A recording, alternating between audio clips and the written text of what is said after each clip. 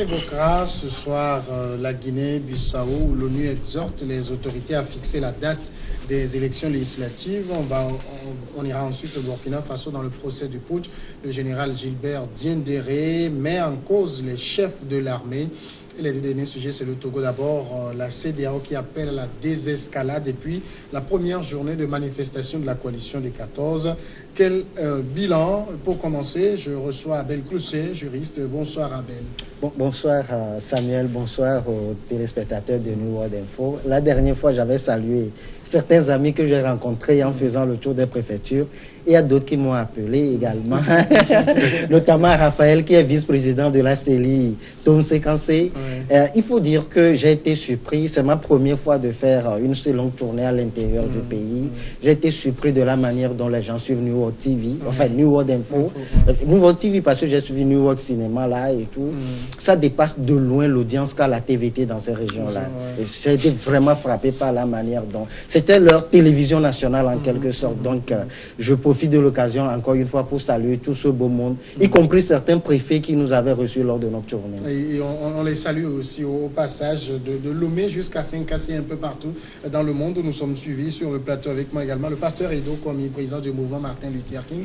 Bonsoir pasteur. Oui, bonsoir Samuel, bonsoir Abel et bonsoir à tous ceux qui nous suivent de près ou de loin. C'est aussi pour moi l'occasion de saluer les gens qui sont à Blita, qui nous suivent, qui sont assis surtout voix un peu partout. Je crois quand même que, comme il a dit tout à l'heure, Neo TV est aujourd'hui la télévision préférée de tous les Togolais, parce qu'aujourd'hui le câble tout est accessible à de très bons prix, donc les gens préfèrent suivre Neo TV. Je crois que c'est une bonne audience pour cette télévision. Et il va falloir également que les annonceurs puissent se bousculer parce que c'est une belle opportunité. C'est ça aussi. C'est le mal en général au Togo. Des annonceurs. On le lance encore appel. Alors on va commencer avec la Guinée-Bissau. Je le disais, le représentant pour l'Afrique de l'Ouest du secrétaire général de l'ONU, Mohamed Ibn Chambas, a pressé mercredi les autorités bissau-guinéennes de fixer une date précise pour les élections législatives initialement prévues le 18 novembre et reportées sine die. Les élections doivent permettre de dénouer la crise que traverse le pays depuis l'éviction en 2015 par le président José Mario Vaz de son premier ministre Domingo Simeone Pereira, chef du Parti africain pour l'indépendance de la Guinée et du Cap-Vert, PAIGC au pouvoir, auquel M. Vaz appartient, également Abel Clousset. Ailleurs, on trouve que la date fixée n'est pas très juste. Ailleurs, on presse le pays de fixer une date pour les législatives. Oui, c'est déjà acté. L'élection en Guinée-Bissau n'aura pas lieu le 18 novembre, tout simplement parce que nous ne sommes plus... Enfin, nous avons dépassé le 18 novembre. Il faut dire que c'est d'abord... triste ce que connaît ce pays depuis l'assassinat de Amilcar Cabral. Et c'est un petit pays de 36 000 et quelques kilomètres carrés. Ça n'était pas 37 000 kilomètres carrés. Justement, la population a fait environ moins de 2 millions d'habitants. Mais c'est un pays qui a été mis à genoux par la division de ses enfants. Et cette division a été, à mon avis, accentuée, aggravée par cette affaire de drogue. Et qui, par ailleurs, a fait que les Nations Unies ont un regard tourné vraiment sur ce pays. Quand on se rappelle de l'assassinat à la fois de leur chef d'état-major et de leur ancien président, dû à ces affaires de drogue, ça fait froid dans le dos. Maintenant, pour revenir à l'élection, ils avaient posé beaucoup de... Ils avaient, en fait, dit que cela est dû à beaucoup de choses, notamment l'absence du matériel pour pouvoir recenser la population. Et le Togo vient, en comparaison, de sortir d'une période de recensement. C'est quand même beaucoup de moyens et que cela nécessite, notamment au niveau du matériel. C'est quand même plusieurs centaines de millions que cela nécessite. Et ce pays, mis à genoux depuis un certain temps, pense, ou il est fort probable, on se rappelle, c'est sur ce plateau qu'on avait discuté, qu'il n'avait même pas d'argent pour célébrer ou pour commémorer l'indépendance. Voilà, donc aujourd'hui, ils ont estimé ne pas avoir les moyens nécessaires pour pouvoir organiser le recensement. Il a fallu, entre griffes, la magnanimité du Nigeria pour les octroyer quelques dizaines, environ 50, si j'ai bonne mémoire, kits pour pouvoir recenser la population. Moi, ce que j'ai à dire, il va falloir que les gens également dans ce pays laissent de côté les intérêts partisans pour pouvoir penser d'abord à l'intérêt général. Parce que ça, ce n'est qu'un secret de polichinelle chez eux. Tout porte à croire que le président Mario n'est pas prêt à aller aux législatives, tout simplement parce qu'il craint l'ancien Premier ministre qu'il avait déchu. Il craint de perdre la majorité. Voilà ce qui se joue également dans ce pays. Pasteur Edo, la particularité en tout cas de la crise guinéenne, c'est que c'est dans le même parti que cela se joue. Oui, il faut reconnaître que la Guinée-Bissau est toujours en proie à des crises interminables. En 3 ans, on a pu avoir au moins 5, 6, 7 premiers ministres. Donc en 3 ans déjà, donc vous imaginez que l'instabilité constitutionnelle est de mise dans ce pays. Et au sein d'un même parti, on ne peut pas le comprendre. Mais c'est vrai quand même que... c'est vrai que le pays a été mis à genoux il y a longtemps. Les institutions ne fonctionnent pas tellement, ce qui fait qu'il n'y a pas de moyens. Mais je crois quand même que la CEDEAO, en fixant la date des élections législatives le 18 novembre passé, avait quand même une lecture de la chose en fixant. Là-bas, il était quand même clair que c'était une date indicative. Oui, c'était une date indicative et aussi ailleurs, ça doit être une date indicative. Parce que n'était pas indicative, on est le 29. Oui, mais il faut c'est vrai qu'ils ont des problèmes, mais il faut voir encore le renforcement. Ils ont prolongé le recensement de 15 jours, parce qu'il veut dire que je ne sais pas combien de jours ils avaient pour faire la première phase. Maintenant, on prolonge jusqu'à 15 jours, ce qui ailleurs... Pour une population de moins de 2 millions. De moins de 2 millions. Donc, vous comprenez quand même que l'enjeu dans ce pays est tellement complexe, et il va falloir quand même que... C'est clairement des enjeux de pouvoir. Oui, partout, c'est les enjeux de pouvoir. Et que vous savez, c'est une plaque tournante de drogue. Bon, donc, on veut avoir... si les Nations Unies appellent aujourd'hui à fixer, demandant aux autorités de fixer la date des élections, c'est l'enjeu de taille. Il faut quand même des institutions fortes, il faut quand même qu'il y ait le gouvernement pour pouvoir en quelque sorte préserver ce pays de l'insécurité. Bon, donc j'avoue quand même que c'est un peu difficile ailleurs. Bon, la date, comme tu l'as dit tout à l'heure, la date est à reporter dans d'autres pays. Bon, on veut coûte que coûte maintenir, même s'il faut marcher sur les cadavres, c'est ce qui est dommage. Mais Ibn Chambas, quand nous les Togolais, on entend parler de lui. Il n'a pas une bonne réputation quand il était à la tête de la commission. Donc maintenant même qu'il est le représentant de l'ONU, ça ne sert pas bien quand même qu'avec les pays de la région. Justement, Abel, le cas Ibn Chambas, c'est son genre de méthode, ça, d'exiger qu'il devait organiser les élections. Non, mais je crois que c'est le schéma onusien. Oui, justement, il s'inscrit dans le schéma onusien. Je voulais juste relever que ce message va au-delà même de Ibn Chambas. Parce que oui, d'abord, c'est la CEDEAO qui a fixé le 18 novembre. On ne peut pas reporter ad vitam aeternam les élections, qui plus est législatives au sein d'un pays, parce que d'abord, c'est vrai qu'aujourd'hui, nous sommes passés dans le monde à l'étape, dans la plupart des pays, d'un régime présidentiel, voire présidentialiste, que ce soit en Afrique ou dans certains parties au sud de l'Amérique. Mais le pouvoir, en principe, demeure au sein de l'Assemblée nationale, au sein de la représentation nationale. Et on ne peut pas comprendre qu'on puisse repousser à plusieurs reprises les élections législatives. Par rapport à Ibn Chambas, il s'inscrit dans la logique à la fois de la CEDEAO, mais également de l'ONU, qui n'a de cesse d'appeler à l'organisation, je ne dirais pas rapide, mais à l'organisation dans un délai raisonnable des élections. Et ces appels-là sont pignon sur rue dans la mesure où on constate que le président en place ne veut pas trop aller à ces élections législatives. Et quand c'est le cas, il y a d'abord les passerelles diplomatiques qu'on utilise, et après on sort pour pouvoir prendre des positions officielles et publiques. Et moi je dirais que c'est peut-être parce que des gens pensent ou savent, c'est selon, en tout cas moi je sais rien, ce sont des hypothèses, voilà, des analyses. Peut-être que les gens pensent ou savent que si rien n'est fait, dans pas très longtemps, il y aura un autre coup d'État dans ce pays.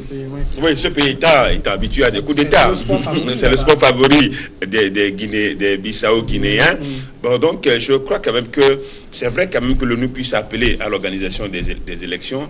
Mais toujours est-il que l'ONU puisse mettre des moyens, parce qu'aujourd'hui, il n'y a pas de moyens. S'il faut attendre que le Nigeria offre 50 kits pour pouvoir faire le recensement, donc ce qui veut dire que le président Vaz, bon, lui, il joue aussi avec le chrono. Est-ce qu'il n'y a pas une solidarité togolaise parce qu'on a des kits ici à offrir? Bon. Peut-être qu'on pense que le Togo n'est pas encore fini c'est pas encore fini parce qu'on demande la reprise, d'autres demandent la reprise du recensement.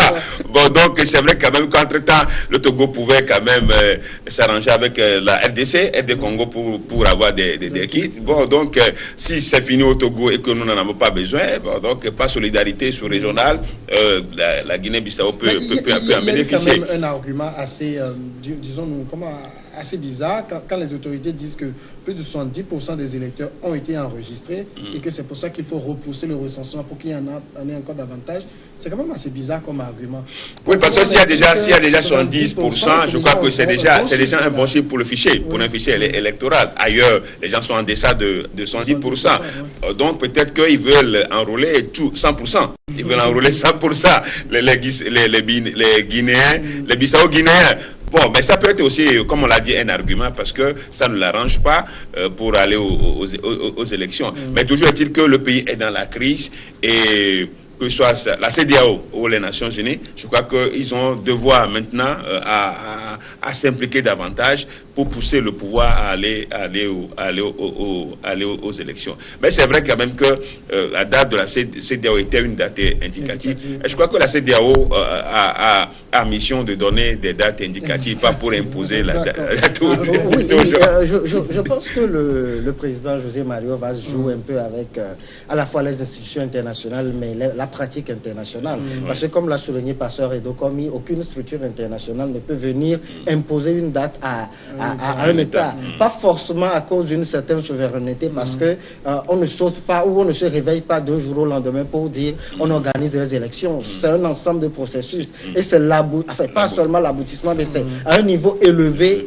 qui a déjà l'organisation, parce que l'aboutissement, c'est presque la proclamation définitive par la Cour constitutionnelle. Donc l'élection n'est pas en amont, mais c'est presque au milieu, voire proche de la fin du processus qu'on organise des élections. Et c'est également pour dire que par rapport à Ibn Chambas, on le disait tantôt, ce n'est pas un appel qui vient de lui, mais qui vient de ses supérieurs hiérarchiques, parce qu'on se rappelle que le 30 août de l'année passée, le Conseil de sécurité des Nations Unies étaient réunis et donc pour demander aux Bissau-Guinéens d'organiser les élections législatives. Il faut dire, même si ça ne serait pas très très catholique, qu'aujourd'hui, si on va parler des gouvernants de ce monde en vertu du chapitre 7 de la Charte des Nations Unies, c'est le Conseil de sécurité. Et donc si le Conseil de sécurité se prononce, je ne vois pas un représentant de l'ONU, fût-il un représentant de l'Afrique de l'Ouest ou la CEDEAO, qui est une structure